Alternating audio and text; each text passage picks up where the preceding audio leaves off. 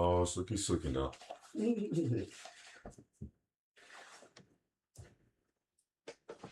Oh shit.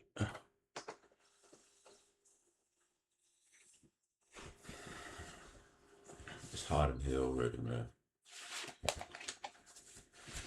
I gotta turn the TV back on.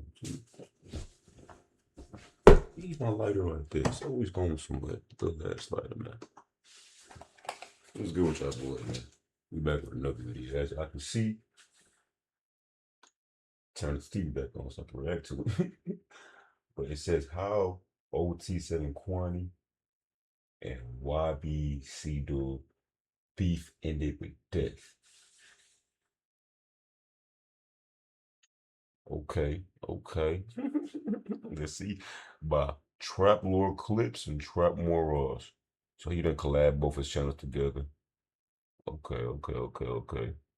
Let's check this out, y'all. Let's see what's up with this. Kool Herc is recognized as one of the earliest hip-hop DJs and artists. Some credit him with officially originating hip-hop music through his 1973 back-to-school jam. In 2007, he campaigned successfully for 1520 Sedgwick Avenue to be officially recognized as hip-hop's birthplace. From there, the hip-hop genre would start gaining momentum and this shit in the birth of Philly drill.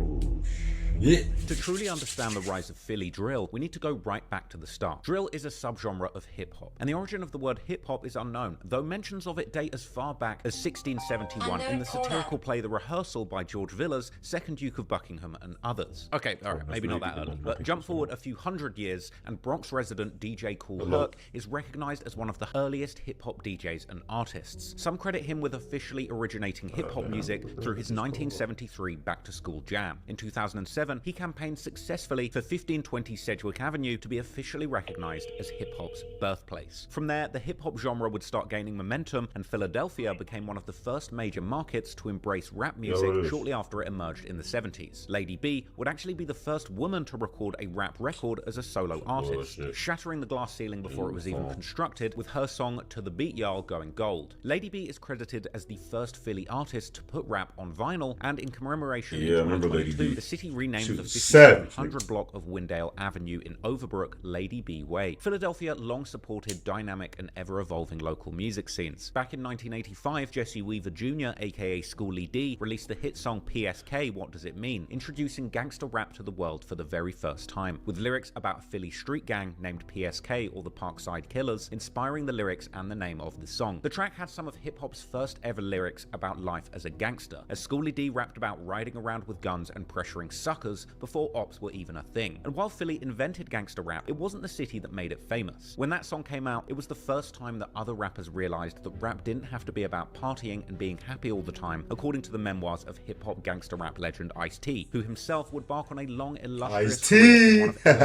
that boy. Gangster rap would become world famous on the West Coast, with LA-based artists like NWA putting street music on the map all over the country, and also fighting with law enforcement who were setting out to ban gangster rap. Ironically, back in Philadelphia, gangster rap was put by the wayside as squeaky clean commercial rappers emerged from the city. In November 1986, DJ Jazzy Jeff linked with another Philadelphia native, Will the Fresh Prince Smith, releasing their first track, Girls Ain't Nothing But Trouble, introducing Smith's clever, pop-friendly rhyme style and providing a glimpse at the talent that would propel Smith to stardom. Girls Ain't Nothing But Trouble spent 12 weeks on Billboard's Hot 100 chart, but Will Smith wasn't the only pioneer of positivity in Philly's rap scene. In 1988, some Philadelphia High School for the Creative and Performing Arts students formed a band called Radioactivity that ultimately became Philly's beloved hip-hop band, The Roots. And while The Roots would go down as legends in the rap game, DJ Jazzy Jeff and the Fresh Prince would go on to accomplish another rap first by winning the Grammy for Best Performance by a Rap Duo in 1989 for their sophomore project, He's the DJ, I'm the Rapper. But the award wasn't broadcast because apparently the Grammys didn't want to offend mainstream audiences, according to Lady B. Sounds a bit like racism to me, but anyway. Right, sounds like some other did shit. Win an American Music Award for Favorite Rap Artist that year, which was indeed aired on the award show. And Will Smith would truly put Philly on the map when he landed his own sitcom, The Fresh Prince of Bel-Air, and making the song's intro theme where he rapped the iconic bars that would resonate with the drill rappers running the streets of Philly today. Rapping in West Philadelphia, born and raised, on the playground is where I spent most of my days. Chilling out, relaxing on school, on the shooting, b-boss of school, a couple of guys. No good. Started making trouble in my neighborhood. Got one little fight with my guy scared. Unfortunately, many of the people we'll be discussing in this story didn't have the means friends to move in with their Nigga, when auntie I and tell you, uncle I used in to Bel Air. sing that Had Will shit Smith like remained on the every basketball day courts when of in the West morning Philly time after when I was getting going into to that school. trouble, we could well have seen ops on the I streets watched of Philly Festival Bel smoking Air, that Will Smith going to patch. But anyway, school. as the 90s Even though rolled I'm in, only, new hip-hop acts would start to emerge out of teenager the Philly rap and this scene. shit Corrupt, been, real name what I'm Ricardo saying, been Emmanuel out. Brown, a I rapper ain't from care. Philly, would break Then, into the scene, of being one course, you half of the got, rap duo the Dog hold on, Pound. pause this. And of course, you got Martin. People had to discuss, was Martin funnier than Fresh Prince of Bel Air? Yes, it was. Martin was better than Fresh Prince of Bel Air. But I fuck with Fresh Prince coming up. But Martin was damn funnier. I had to get a little bit older to understand Martin. When I got to my teenagers and understand, oh yeah, Martin was that shit. I used to watch that shit at nighttime before bed. Gina! Gina! Type shit, yeah. Together with Daz Dillinger, a California native. They would be signed to Death Row Records, home to Dr. Dre, Tupac Shakur, Snoop Dogg, and many others. The Philly battle rap scene would also emerge soon after this, and these rappers would be grittier than the musicians that had come before them, with rappers tending to battle it out for rap supremacy, like the real-life 8 Mile decades before it happened. In this period, rappers like Cassidy, real name Barry Adrian Reese, would emerge, making a name for himself in his Philadelphia-based rap hip-hop collective, Larceny Family. Then you have Eve, real name Eve Jahan Cooper, who would end Philadelphia's century in 1999, becoming hip-hop's Rookie of the Year. It was also during this period that American record producer Swizz Beatz would discover both Cassidy and Eve, with Eve being signed to and Cassidy being featured on the hip-hop record label Rough Riders, home to one of the biggest artists in the world at the time, DMX. In the turn of the century, other acts like Dwight Grant, aka Beanie Siegel, and Leslie Edward Cregan, aka Freeway, would be making moves putting Philly hip-hop on the map too. Freeway would be a member of the Philadelphia-based hip-hop collective State Property, which was signed to Jay-Z's Rockefeller Records, an imprint of Def Jam Records, which had also signed Beanie Siegel. But see, this is all up north shit, because I'm telling you, I'm from Queens, right? DMV got what is it? DMV area, of course, is like Philly's around there, Baltimore. Got them Baltimore niggas. You got Philly, of course, New York, um, New Jersey. I'm not even gonna lie, New Jersey is I ain't trying to disrespect New Jersey niggas at all, but they like a fabricated, like they like a off brand version of New York niggas.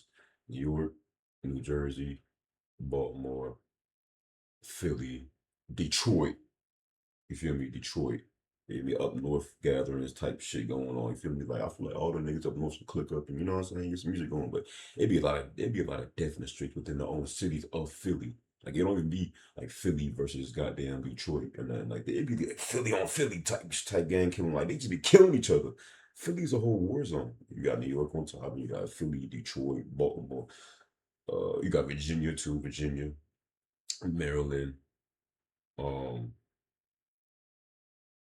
DC. You know what I'm saying? All these up north spots that I might think Washington DC is sweet. It's not sweet up there. Jersey ain't sweet. They're just not as wicked as Philly or Detroit. Just being real. See Philadelphia lose one of its most prolific rappers and singers after the death of Lisa Nicole Lopez, better known by her stage name Left Eye. Left Eye was a member of the R&B girl group TLC, alongside Tion T-Boz Watkins and Rosonda Chili Thomas. But it would be the mid-2000s when the spotlight would start shining on gangster rappers coming out of Philly once again, owing to rap acts like Gilly the Kid, now known as Gilly the King, real name Nasir Fard, who was actually one of the 7 members of 90s underground hip-hop group Major Figures. In 2006, Gilly would be thrown into the national spotlight, owing to his beef with Cash Money Records and its star rapper Lil Wayne, when he claimed to have ghostwritten for some of the label's artists, particularly Wayne. At this point, Gilly had been signed to Cash Money and strangely had never released any songs with the label. He did say he was writing for Lil Wayne. I think he played a song on the podcast about Gilly's song he ties to wrote the for him. streets would soon come to light. In June 2006, he would make a headline after narrowly escaping death, being shot 3 times by his ops. He would sustain 2 gunshot wounds to his arm and leg, getting discharged later. Hold on, y'all. Let's check and look and see.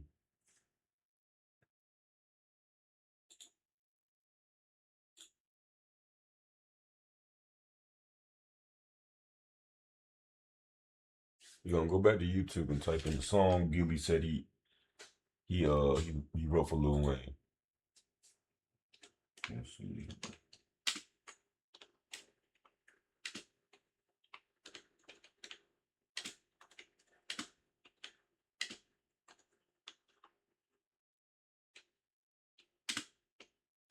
I mean, I could have just did ChatGPT, huh?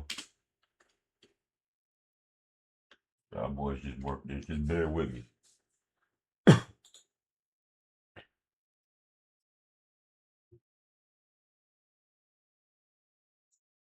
Let's see this short real quick, y'all. Come on, let's Ladies look and at this short. gentlemen, I introduced to you Gilly the Kid. Did you ghostwrite for Lil Wayne? Everybody already know what that is about. How many records? How long? Man, whole quarter one, basically. Whole quarter one. Just the past. I'm here now, and a lot of people's in trouble.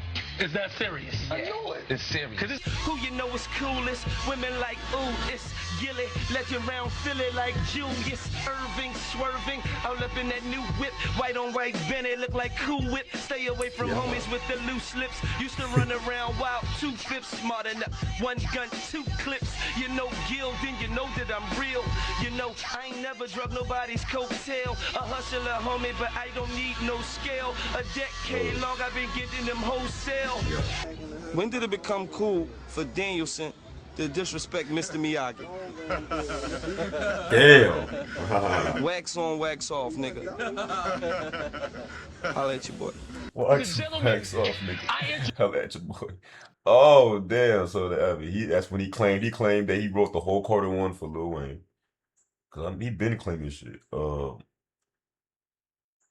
Writing for Lil Wayne after he signed with Cash Money.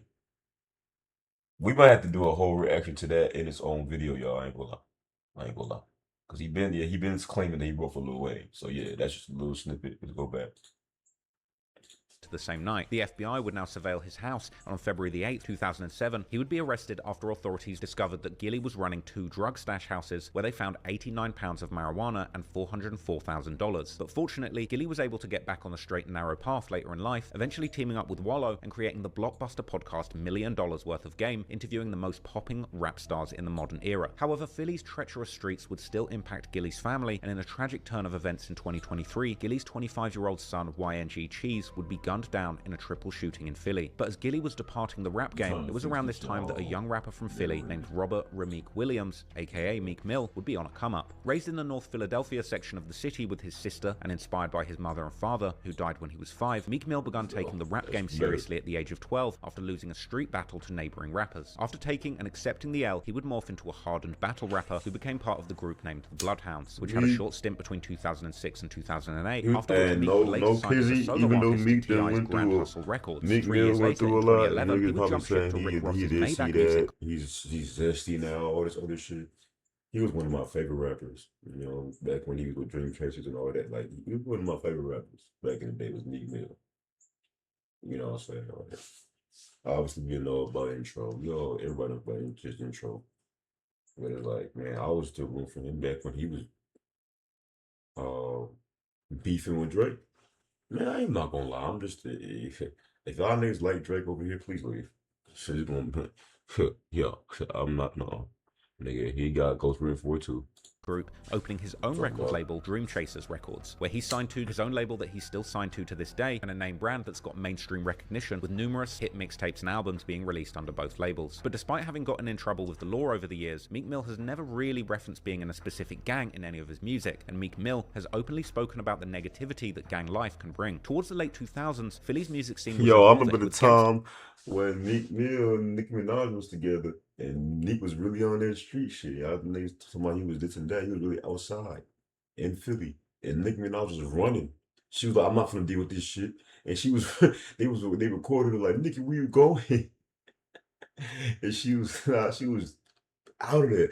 Matter of fact, let's look at that. Let's look at the time Meek Mill was with Nicki, and Nicki the was. rap starting to This is dominate where the Nicki air. really broke up with him. She really broke up with him and shit because she couldn't do all this shit he was doing.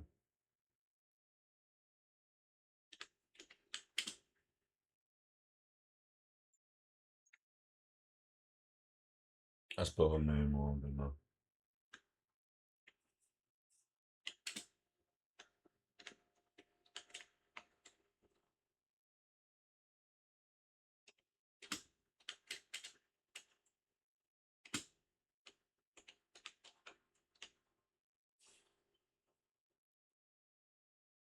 Let's see. Internet Philly. Nicki Minaj, Internet Philly.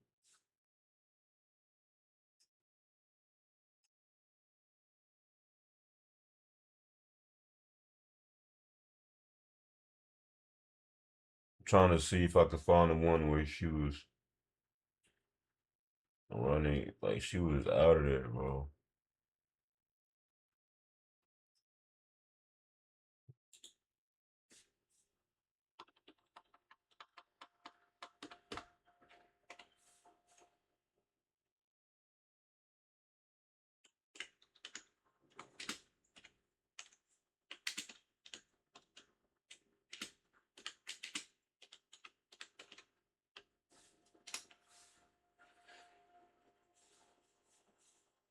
They ain't got the video no more. They had the video of her taking off. She was like, I'm not doing this shit.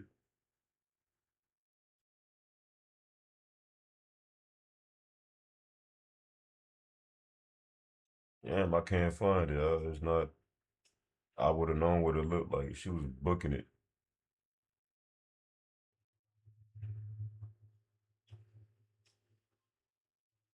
Shit, oh well.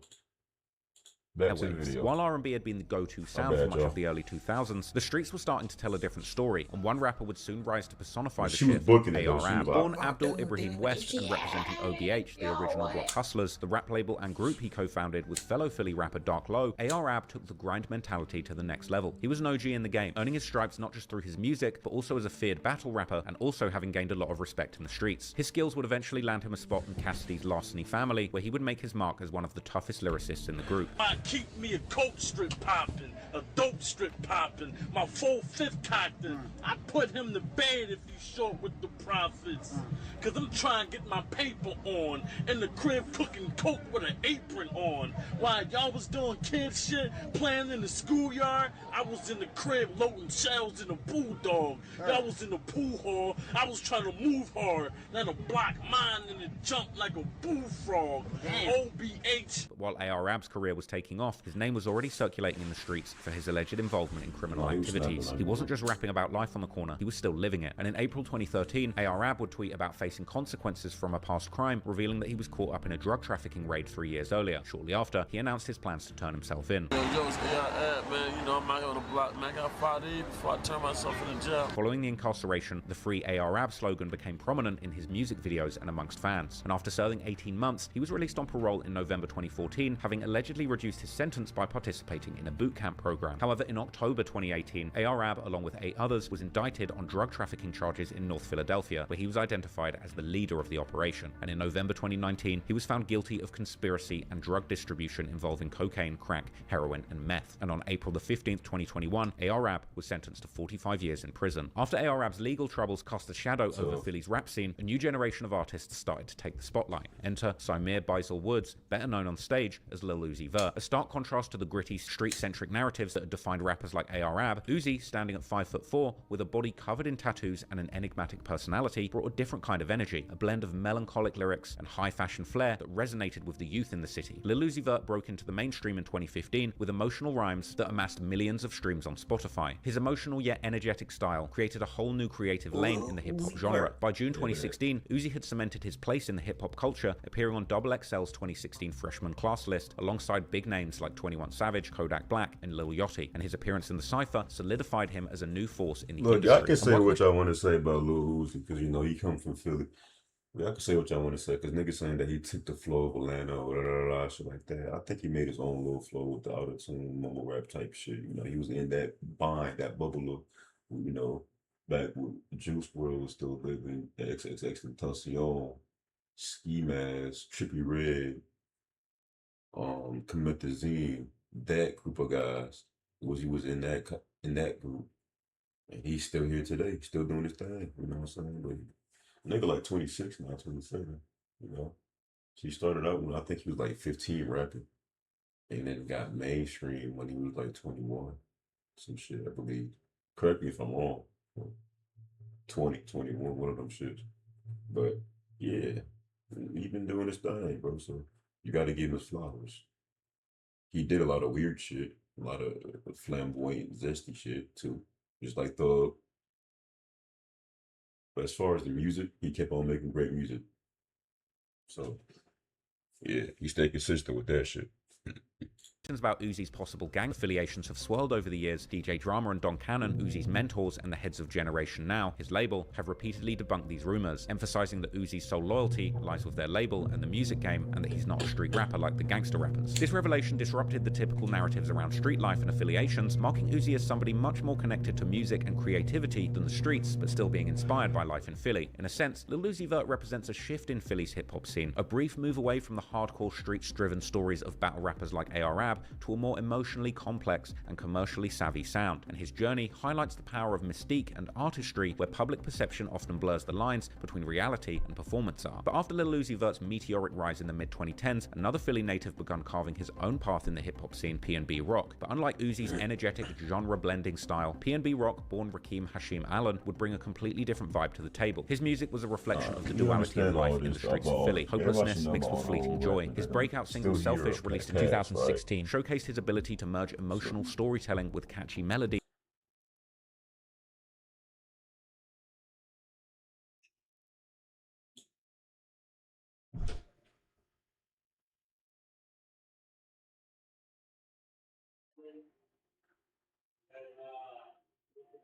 On the run. With over 20,000 Instagram followers and a strong presence in Philly's drill rap scene, he dropped tracks like Double Coffins, where he and his crew flaunted weapons, allegedly.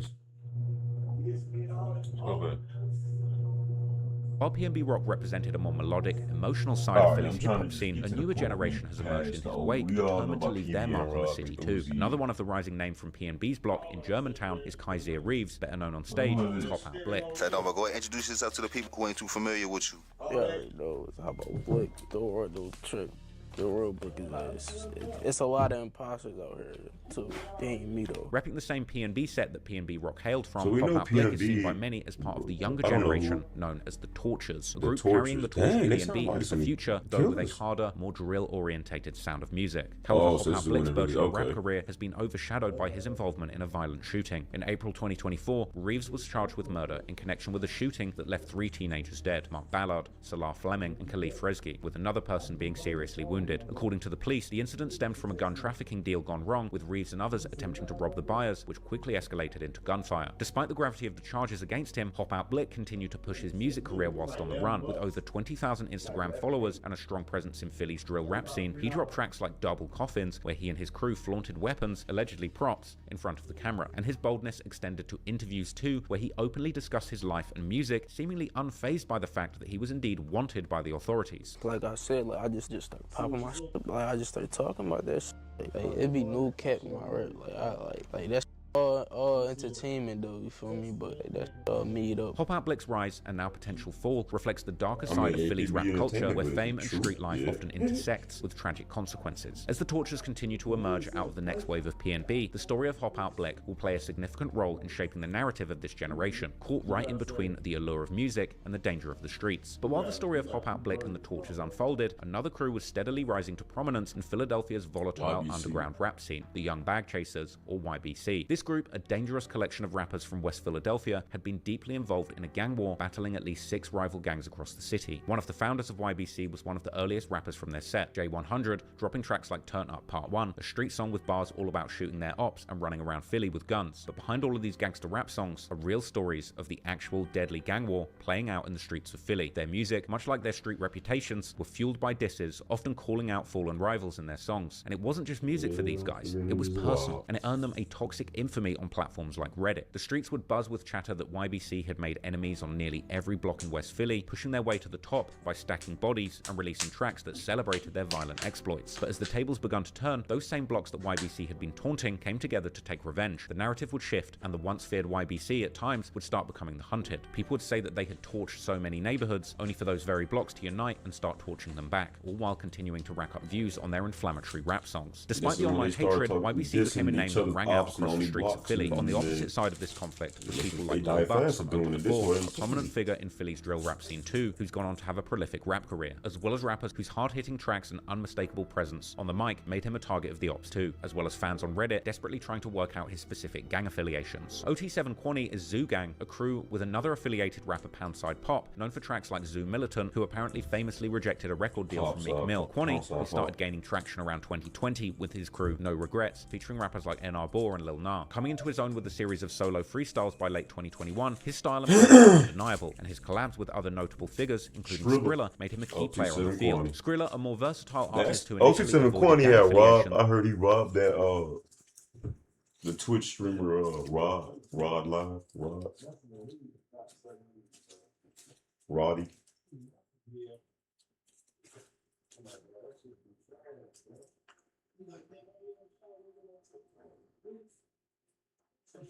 And I think he tried to rob another streamer too, but he definitely finessed Rod. Rod had I'm not gonna keep going to different videos, but Rod definitely showed proof of him getting robbed by OT7 QUANNY.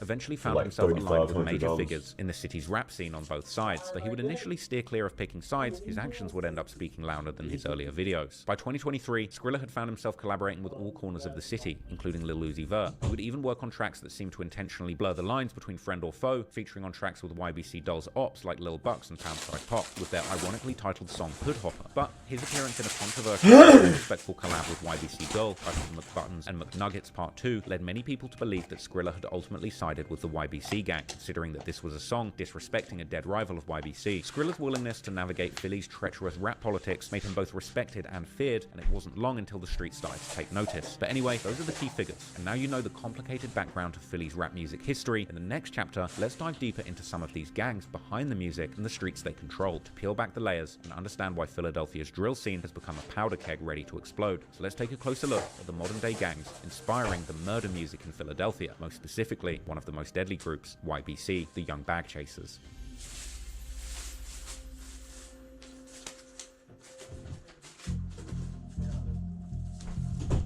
The streets of Philadelphia have been dangerous for decades, and despite the many gangs of Italian-American and African-American origin that have operated in the city over the last 100 years, in today's day and age, it's the younger, smaller sets of African-American gangs with an interest in rap and drill music that are causing the most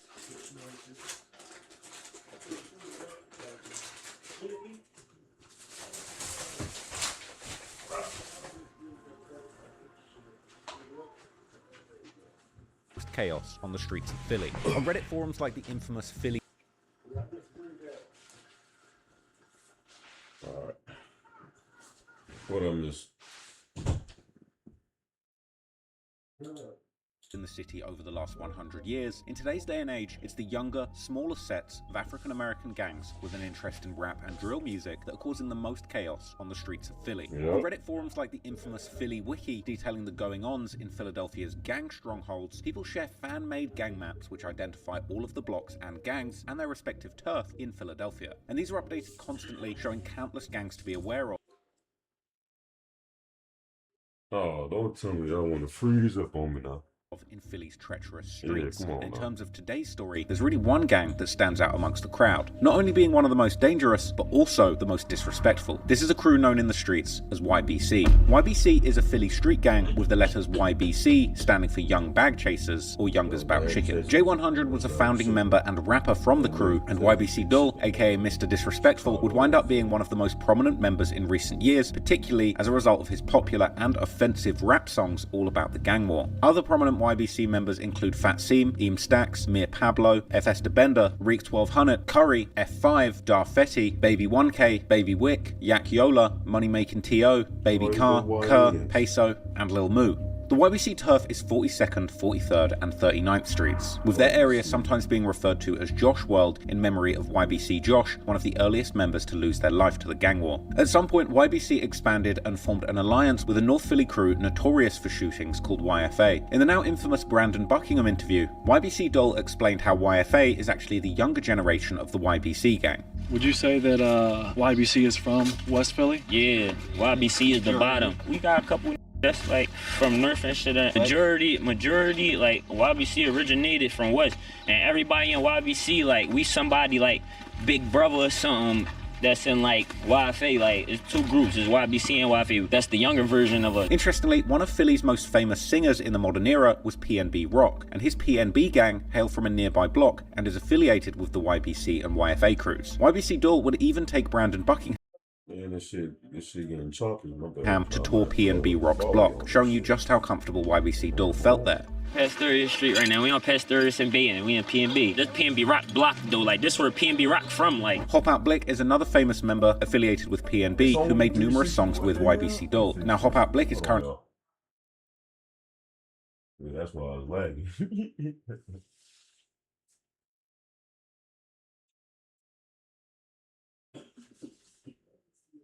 Currently incarcerated for double murder after 3 young men lost their lives in a robbery turned shootout, with this murder receiving a bunch of media attention due to the young age of the boys involved. But after the murders, Hop Out Blick would drop songs seemingly mentioning the tragic events, with many people reporting that he was self-snitching in these songs and that it might be the very reason he got locked up. This younger generation of PNB members sometimes refer to themselves as the Tortures, and they're infamous for being incredibly dangerous in the streets as allies of YBC. Now eventually, YBC began to beef with a group of gangs in their neighborhood, with several of these smaller gangs clicking up to defend against YBC. CCK was a collective of gangs that would form against YBC after years of violence and disrespect. This collective was made up of 3 groups: the Campers, the Clappers, and the Clappers with a K. The first C in CCK standing for the Campers, who are based on O to the 4. The second C is for the Clappers, based on 56th Street, and the K, standing for Clappers starting with a K, hail from 7th Street. The Campers, or O to the 4, takes the O from 60th Street and 4 from 64th Street, as Lil Mur from O to the 4 broke down in an interview with Philly Fame. Where you from, 64th Street, y'all call that O to the 4.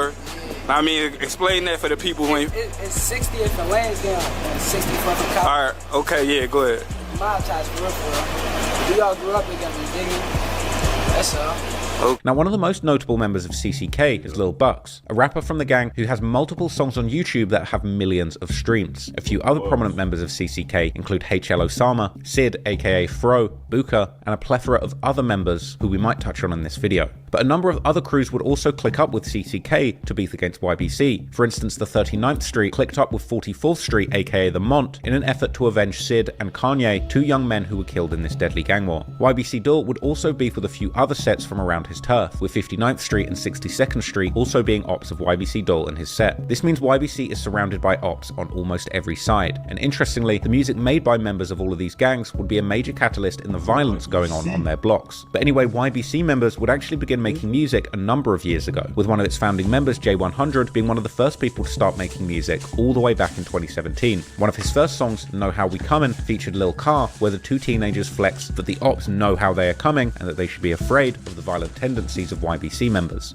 A month later, he dropped the track Trenches with 2K Rico, and less than a year after that, J100 would drop a remix of Tekashi 6ix9ine's song Kuda featuring YBC Hemo, which shows Jay rapping in 6ix9ine's flow, albeit much more believably whilst rapping about the violence going on around him. Another song he did around this time was a feature for YBC Hemo, their song called The Life, a song that's all about the life of these 2 teenage boys from West Philadelphia trying to grind their way out of the violent neighborhood they were born into. Around 3 months later, Jay would drop another song titled Blackin' Out, and J100 would have been at the oldest around 16 years old when recording these songs. But by that age, him and his friends were already rapping about the dark life they were living, discussing incarceration, and even their dead friends. But over on the other side of the fence, CCK also had members who were dropping music around this time too, Lil Bucks, who would shake up the streets when he dropped the song We Spinnin' featuring One Mir, with the song being an anthem where the 15-year-old Lil Bucks would rap about being a boss who is feared and not to be played with, while Mir uses his verse to rap about the guns that he constantly uses on his ops. Coincidentally though, the music video of this song was released only 1 day before a pivotal death in the YBC camp, a murder that would unfortunately escalate the war in the streets of Philly to new heights and start a chain reaction that would ultimately lead to countless deaths of young men all across Philadelphia.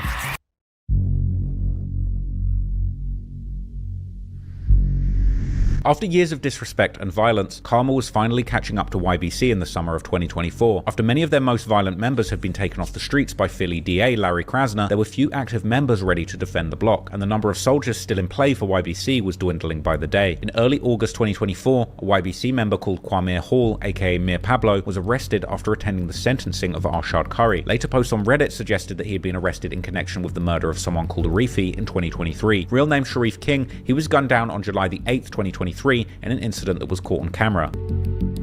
Oh shit. Cover your eyes, kids. That's bro okay. Oh shit. He will blow that shit up, bro.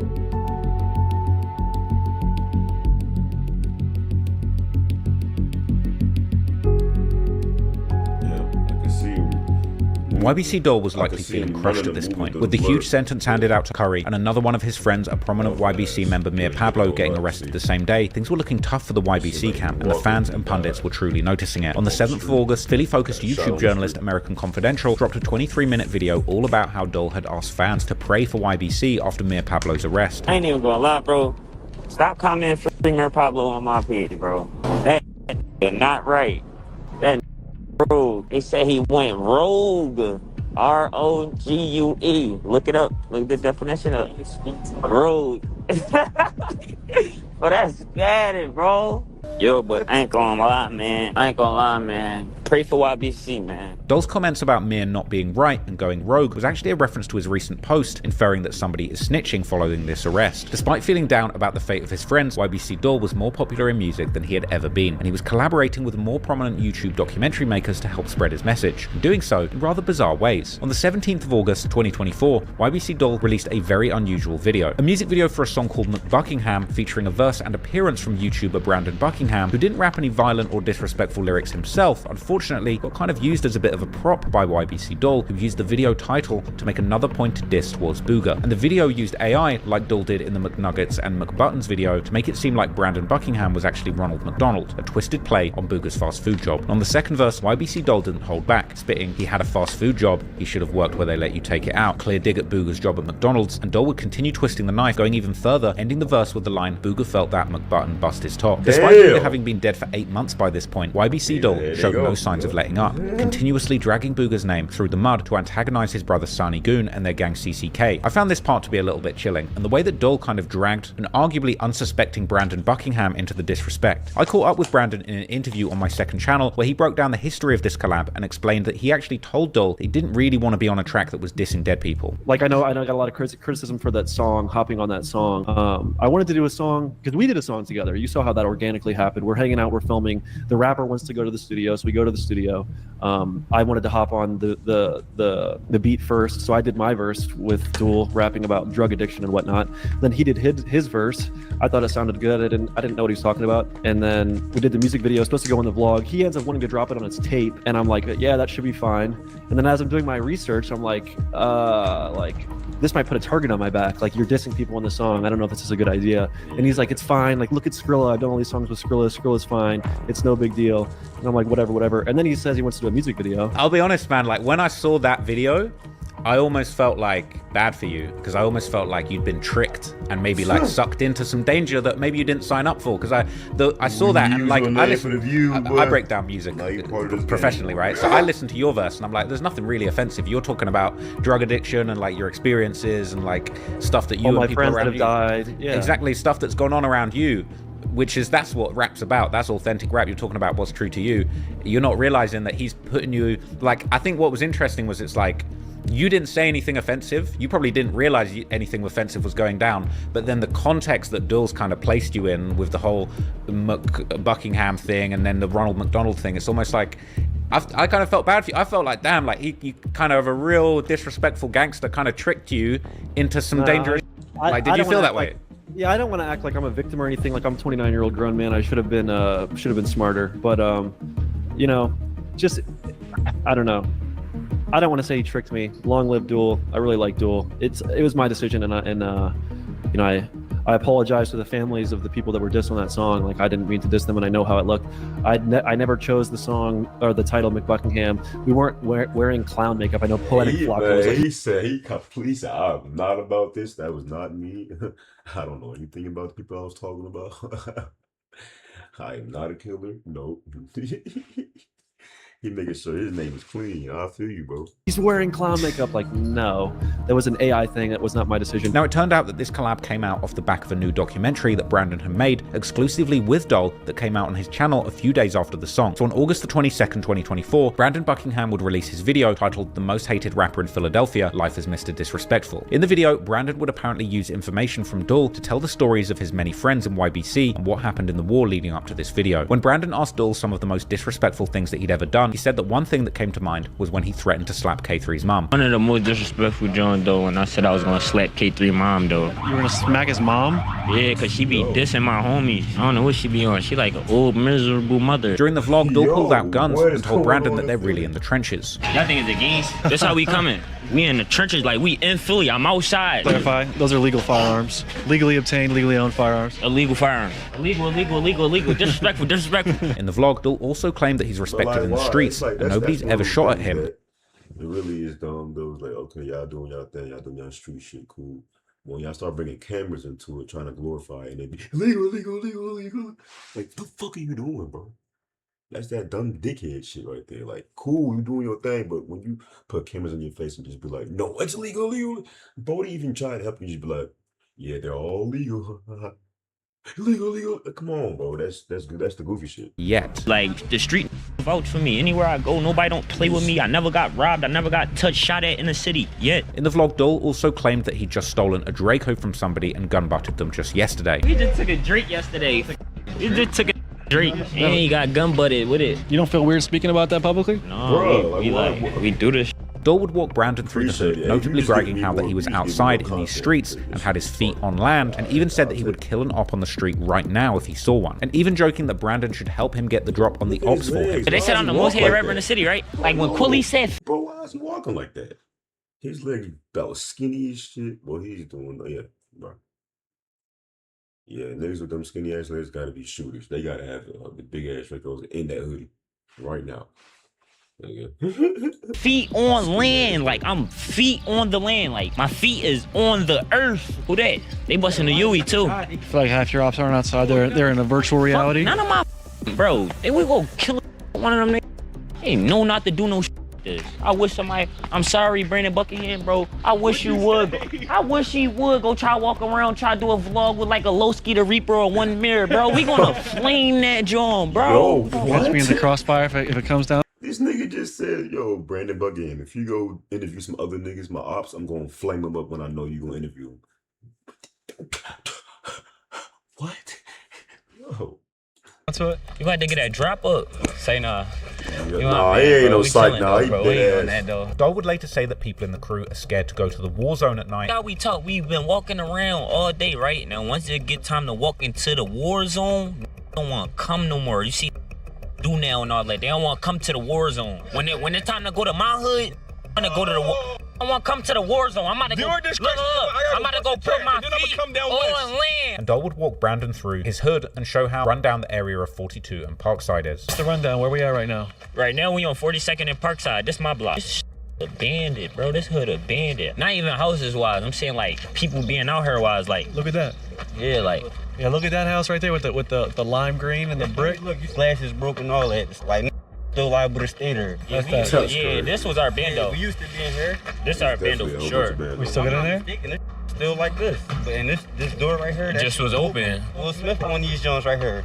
Wait, Will Smith owns them? Yeah, he's from West Philadelphia. Will Smith went to Overbrook High School. He went to my school, West Philadelphia, born and raised. Yeah, he not lying, bro. Yeah. He from around here. During these interviews, cars would be seen driving by, and Dull would say that he thinks people are seeing him and making calls, and it makes him want to start shooting. Been seeing me, bro. They been rolling their windows up. I don't like when they do like that. I feel like they be putting cars in and start shooting people that do that. So does the prospect of possibly getting shot just walking around make you nervous at all, or I mean, what's your thoughts on it? I ain't gonna lie, bro. You should be nervous though, bro, because walking with me a bad jump, but so-called on my ass still, so that'd be a bad jump. We just having a cool collected day. We don't feel like shooting people. We don't feel like having shootouts and none of that. We just chilling. I can do that when I'm back home safe. Do you feel like you have a lot of on-site situations in the city? It is no talking. It's on-site every time. It's funny. I just jammed this block the other day. We really killed a lot of though, like not here no more, bro. The hood dry, bro. But what? You just saying all isn't this dude like a rapper too or something? He has a whole Instagram, like we know your face. We killed a lot of niggas. The hood is dead because we killed all the niggas in the hood. Say that he torched the whole hood and that the ops don't even come outside anymore. Tortured the whole block? We tortured the whole hood though, like nobody don't come outside around here. We walking through blocks, you don't see nobody. Shit torture, this is a ghost town. Desert town, ghost town, bro, nobody outside. the hood up. Later, Dole would explain that they overcook their ops, meaning shooting them more than 3 times, before reiterating that he himself hasn't been cooked yet. Difference between getting overcooked and getting undercooked in the streets. Do it 3 times, he undercooked. When get hit with 8 or more, he overcooked. It depends where you hit him at. I ain't get hit yet. When you say hit, do you mean hit by gun bullet? Yeah, got by gun bullet. You never been hit? Yeah, I ain't get hit yet. And how many times you been doing the hit? We've been doing this shit for a long time now. Towards the end, Dole would take Brandon to his ops hood, and when he saw a car driving past, he would tell Brandon that he knows who that is and that his friend shot that person. Right here, bro. On my soul. On J Soul. They from Belmont Ave. They crib right there, bro. That they be getting clapped on that Q Rizzy and all them niggas from right there, bro. The that's in the car over there right now, my man Waters clapped him. He told him he can't bust no traps. Bro, only reason why he parked out here cause Waters not out here right now, bro. Wallahi, bro. He know it, bro. What's up, bro? My man shot him. So he probably really hates you, yeah? Bro, it's Mr. Disrespectful. Like, you think game he pulled off, right? Or am I wrong? No, he did pull off. All right. We outside, bro. Unfortunately for Dole and Brandon, within 24 hours of this documentary releasing, Dole would lose his life to the streets too. Things would all come to an end for Mr. Disrespectful on Friday the 23rd of August 2024, when he was shot multiple times in a car-to-car drive-by shooting, which was caught on surveillance camera.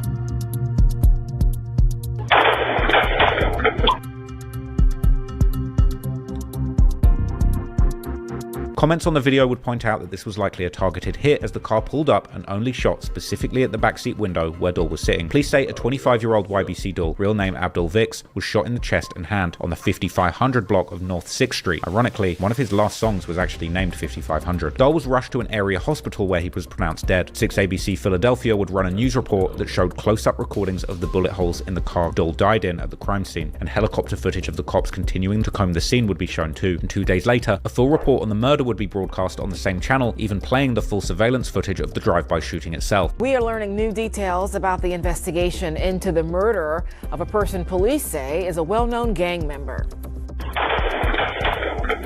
The sound coming from this surveillance video, and it shows the moments someone in a white Hyundai Santa Fe pulled alongside an SUV and opened fire.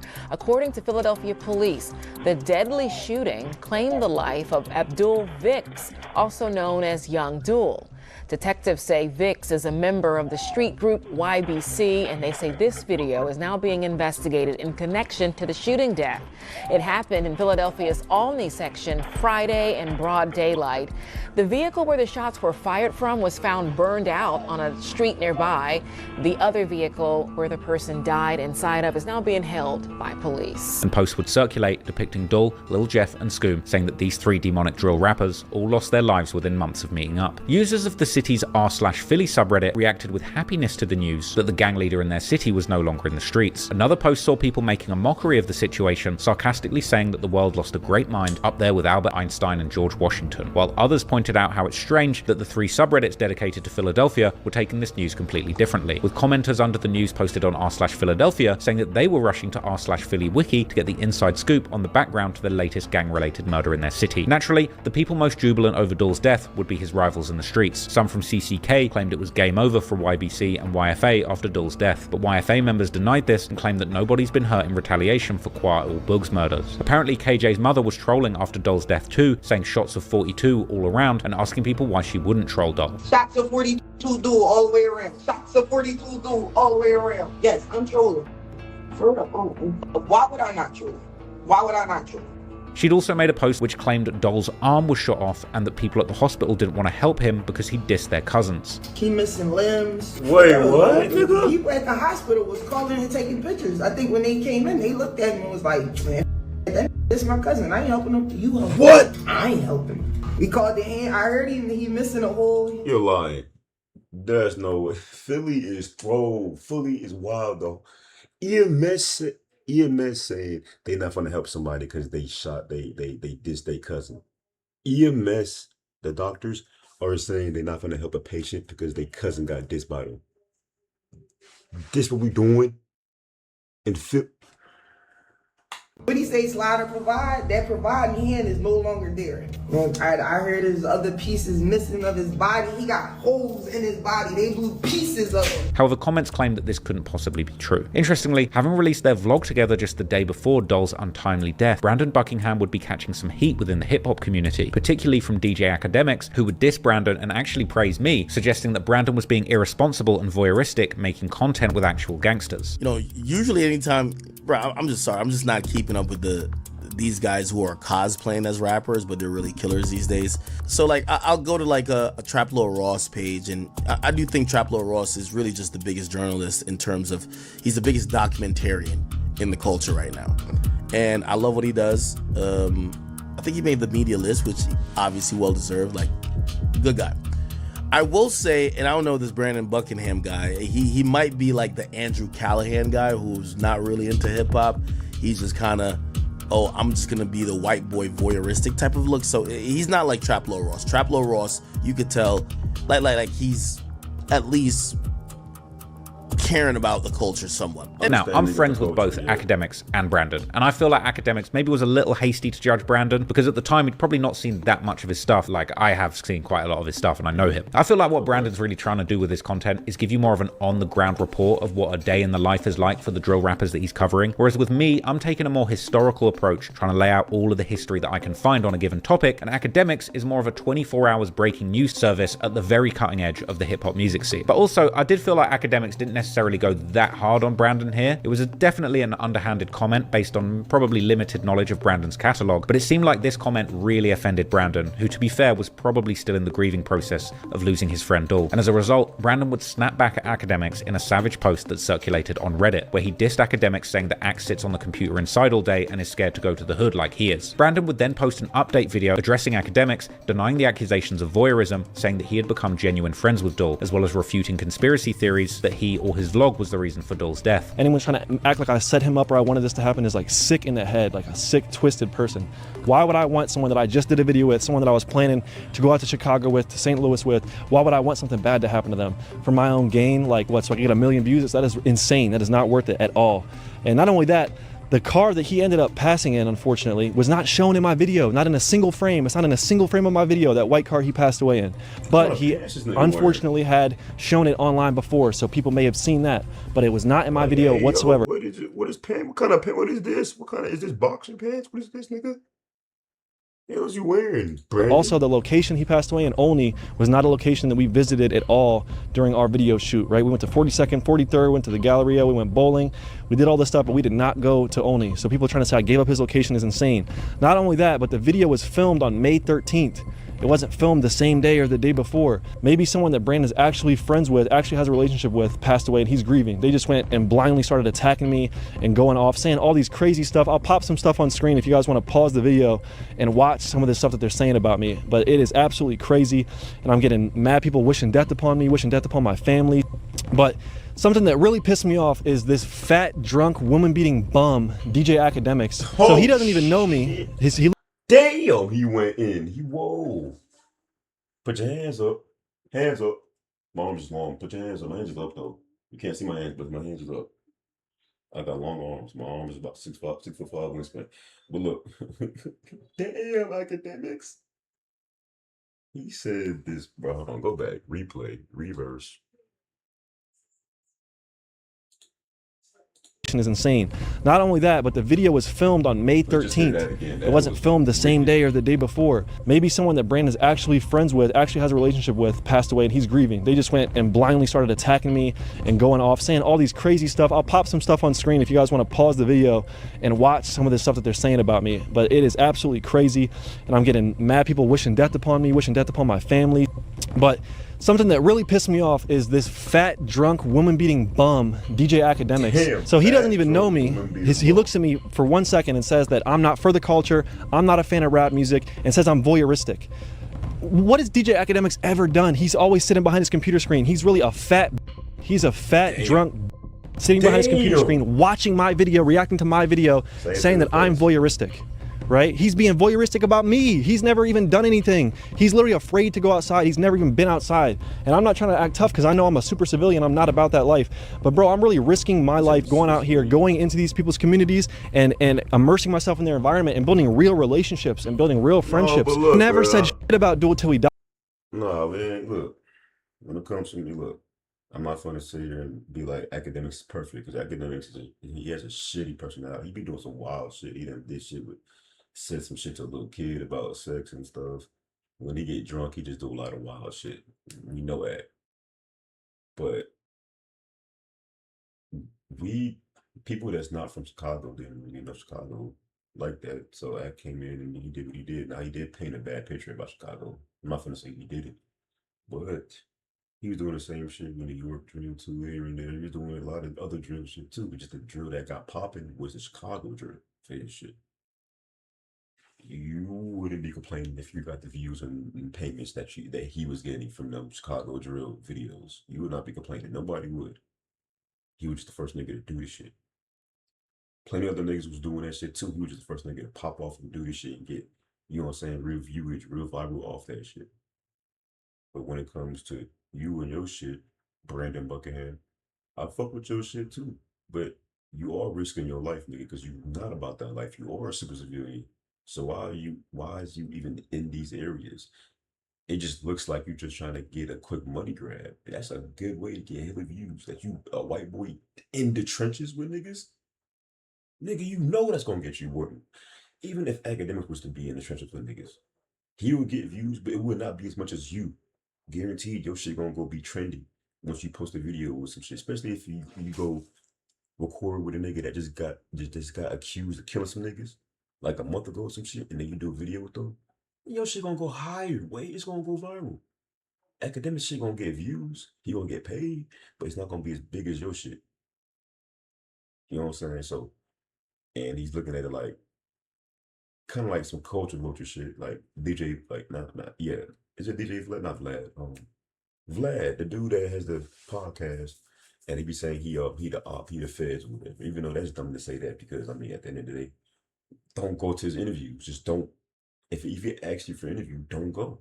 If you think he the feds, but that's a whole different story, a whole different interview, a whole different topic, whatever. But both sides, I feel like is good. Like academics doing his shit, you doing your shit, cool. I see where you mad at. I mean, but the shit you saying is valid. I mean, he is a drunk motherfucker. He is fat, not a bum, but he is a fat ass. He is drunk, a drunk motherfucker. I say a lot of wild shit. He did beat his girl. He did do all that. Yes, you're not lying. But I feel like y'all should not discredit each other. Because you are, in there doing your thing, like on some say cheese TV type shit. You know what I'm saying? You in that bitch. But I feel like y'all should have discredited each other. That's really it. He's profiting off Duel's death. He didn't say anything about him until Duel passed away. Meanwhile, I'm hanging out with Duel, doing all this Duel while he's alive, but academics didn't do shit. But he gets the pass. No one's flaming academics, even though he never even mentioned Duel until he passed away. Like bad. If I keep going and doing these videos in the hood, bad shit's gonna keep happening. You wanna know why? Because bad shit happens in the hood all the time. It's like blaming the weatherman for it raining. Like, bro, it's gonna happen whether or not I come there or not. Brandon would also address OT7 QUANNY, who made fun of Duel after he died, saying that he's out. But what I advocate is we shouldn't be glorifying this shit though. So I ain't gonna lie. I'm gonna side. I'm not really side on nobody in this case because both y'all glorified it. Academics glorified it, and you glorified it. No matter how you doing it, you in person doing it, he online doing it. Both of y'all still glorifying the streets. Is that a fact or not? Both of them are glorifying the streets. Is that a lie? They're both putting the streets on with their viewage. Niggas, they love y'all niggas. But on my mama, if you was just a random nigga with no camera and they didn't know you just walking in their hood, nigga, it'll be over with for you. You'll get robbed. But because they know you and they know you got a camera, you about to put them on, they're gonna fuck with you. They're gonna be your best friend. Oh, you safe with us, Brandon. You good with us. Type shit. And I guarantee if academics was doing that and not making it on some, I guarantee if academics would have pulled up on some shit and would have made it seem like he was recording, trying to do a documentary, Niggas would have fucked with it because they was fucking with niggas that was doing it in the streets anyway. But until the dude that died in Chicago, he got shot up. I mean, you in the rack. I mean, come on. Outside with his feet on land, a reference to what Dull said in Brandon's vlog. Quanny would also say that he's going to do a vlog with Brandon and not die the next day. We chilling. I'm outside, man. Feet on land. You feel me? Outside. Feet on land. You gonna never touch me or do nothing. You feel me? This how I come in my city. Like when Quilly said feet on land, like I'm feet on the land. Like my feet is on the earth. I'm gonna bring Brandon to the city though and show y'all how to really do the interview, like, and not die a day after. You feel me? Like, that's how you know all that. Like, it was lies, bro. Interview like that and die a day later, you shouldn't believe nothing he was saying, bro. You know, I'm gonna show y'all. I'm gonna bring Brandon to the city and really go through every hood, like every part of every hood. You feel me? And I'm gonna show y'all, like, this how you really do it, like, without dying. And you have OT7 QUANNY saying stuff right now online, bro. To everyone saying I was just trying to make money off Duel and exploit the situation and profit off of suffering and shit. If I was trying to do that, wouldn't I go do a video with OT7 QUANNY? I guarantee you Vlad or Academics or Adam22 or any of these people will go capitalize off the situation, go do a video with QUANNY. You know it's gonna touch a mill, it's gonna do all this stuff, and I'm not doing that. Ask yourself, why am I not doing that? Why am I not gonna go do a video with OT7 QUANNY, right? It's because I really Duel, bro. I did not want any of this to happen. This is all a nightmare situation. Academics would actually reply to Brandon in a heated 20-minute stream where he doubled down on his accusations of Brandon being voyeuristic and saying that he was using gang life as entertainment. Brandon Buckingham, let me address you real clear. I'm gonna tell you why you're voyeuristic about all this. Because everything you showcased, you didn't just showcase, you didn't go into Philly with a camera, no jump cuts, and just walk around. You made it the most entertaining that we could possibly see that would jump off the page. Those moments of, yo, my ops right there, like, that's what you wanted to show. Go do the same at his funeral. If you got all the heart, go do the same at his funeral. Bring the camera, go to his funeral, and crack the same jokes. You were laughing with the, oh, word, what? Like, you were hyping it all up. You won't be at the funeral hyping it. Will you show me the casket? It's funny because you said, will you show me the casket? But it's funny how they all going at each other, but all these niggas glorifying the streets, trying to get money and fame off the streets. It don't matter.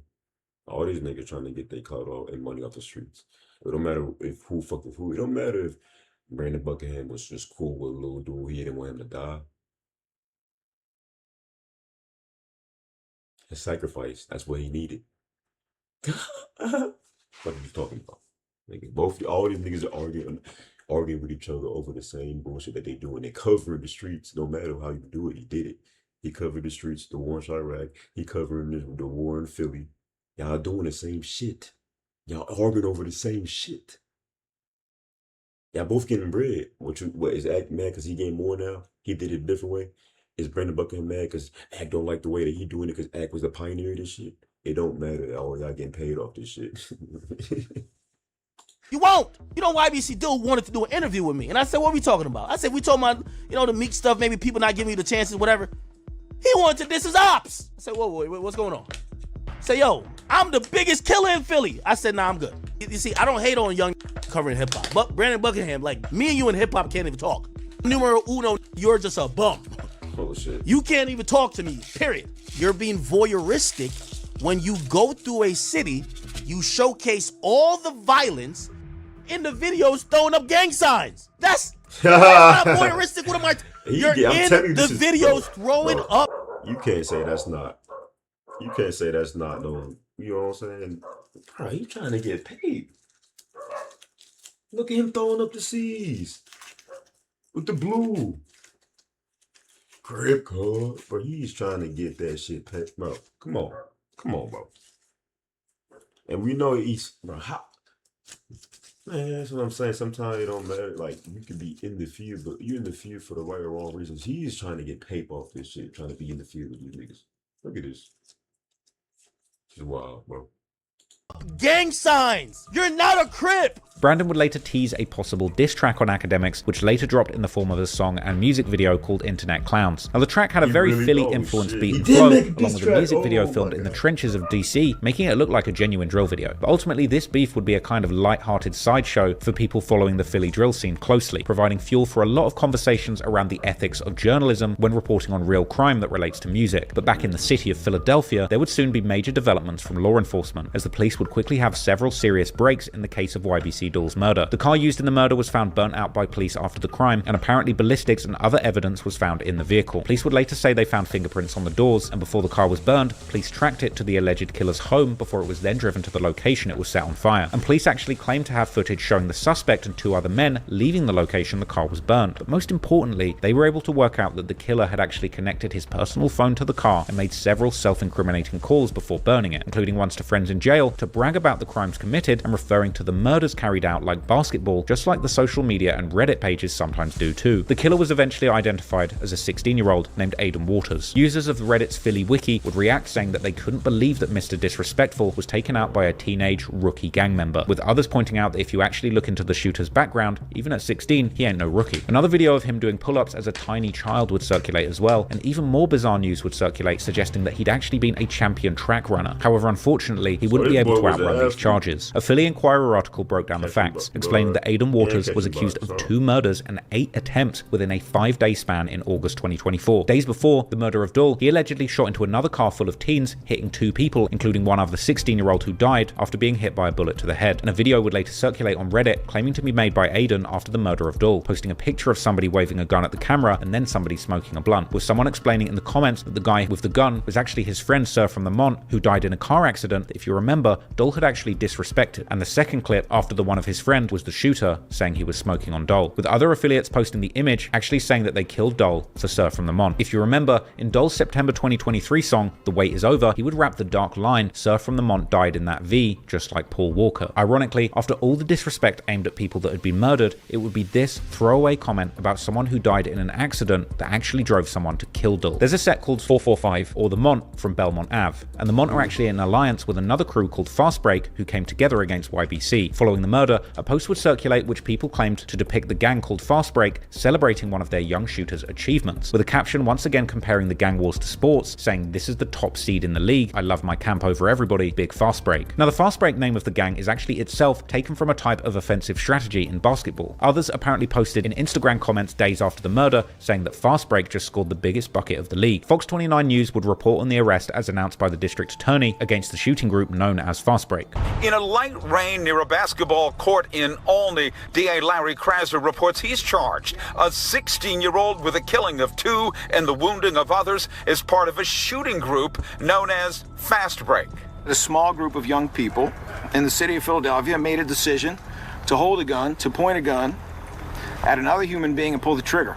The alleged teenage shooter is Aiden Waters. The DA says he's the killer of 25-year-old rapper Abdul Vix in a shooting on the 5500 block of North Fair Hills Street in late August. Investigators report they've linked Waters to a wave of shootings in Philadelphia last month, along with the murder counts. He faces attempted murder, aggravated assault, and gun charges. And the report featured DA Larry Krasner going at Fast Break 2, a clip that was reposted on Reddit and Philly Wiki, with people joking that the Philly DA was the only one sliding for Dull, and that Larry secretly loved Dull for making Philly so interesting while he was alive. Some would point out how it was interesting that someone had made the decision for the DA to hold their press conference on a basketball court, as this is apparently where that group Fast Break is from, as well as a reference to the comparisons between gang violence and the sport of basketball. Now, Larry Krasner apparently likes to troll the gang members, and he's used basketball terminology in another statement put out saying that he was putting a full court press on the gangs in Philly. It's really not looking good for Aiden Waters, and as time went on, more incriminating details would circulate online. Early pictures of Aiden Waters with his gun would circulate on Philly Wiki following the arrest, referring to the red button, a red-coloured switch attached to the pistol in the picture that was also recovered by investigators, with commenters saying how screwed he is having public photos with a very specific murder weapon and ballistics that link him to the crime scene. Some of his friends would post saying things like, "Another one lost to the system," but ultimately we will need to wait for a trial to truly determine the facts and consequences consequences of this crime, but considering how much self-incrimination has seemingly gone on, it wouldn't surprise me if Aiden Waters is joining the ranks of Philly's once deadly incarcerated demons, getting hit with a sentence so long that it may well end up looking like a score in a basketball game. In the end, the story of Mr. Disrespectful ended in an unsurprising tragedy. I don't celebrate the deaths of any young men before their time, but when you actually look deeply at YBCDUL's legacy as a rapper and to a lesser extent as a gangster, the result is hardly surprising. Dul had become a celebrity at the expense of a wave of murdered teenagers in Philadelphia, with his YBC gang responsible for much of the violence. And Dul and his friends relentlessly trolling the friends and family of the deceased. It's really no surprise then in the end that he met the same fate as many of the people he made fun of, shot dead in an instant with the trigger pulled by a teenage shooter just as desperate for clout in the streets as Dul was. While I'm not surprised by Dul's demise, what truly did shock me during the course of making this video is just how out of control and senseless violence is in Philadelphia today. Chicago gets a big rep for being one of the most violent cities in America, but the brutality and senselessness of the murders in Philly felt on a whole different level to me. It's a place where bullets truly have no name, and being in the wrong place at the wrong time can be enough for you to get killed in an instant. And even the innocent people killed are still mocked by the gangs, because when admitting to killing an innocent person comes with a mark of embarrassment, perhaps it's easier for the misguided teenage gangsters of Philly to proudly claim the murder of innocent people in cases of mistaken identity, because as they see it, whoever the victim is just another body to add to the score. And the other thing that really shocked me during the course of working on this video is just how desensitized the media surrounding the Philly drill scene is to violence. The Philly Wiki subcommunity is one thing, reporting on the violence or music about the violence as it happens, but on Instagram and other platforms, the scorekeepers of the gang war exhibit some truly ghoulish behavior. Comparing gangster sports teams and shooters to players with their own stat sheets is kinda sickening. And it's important to remember that despite the music and media acting like this is a game, these are all real people with real lives and families who were killed. That shit tough, y'all. Pause that, but yeah, man, that's. So what's your reaction to Gil's Arena? Katie admitting he crossed the line? Get up off my screen right now, Gil's Arena. I'm watching y'all later. But that's the end of the video. Yeah, it's tough that even though we go with all the street shit, it still ends up in funerals, mamas crying, kids crying, and some more shit. That's what y'all like? I'm out with y'all, man.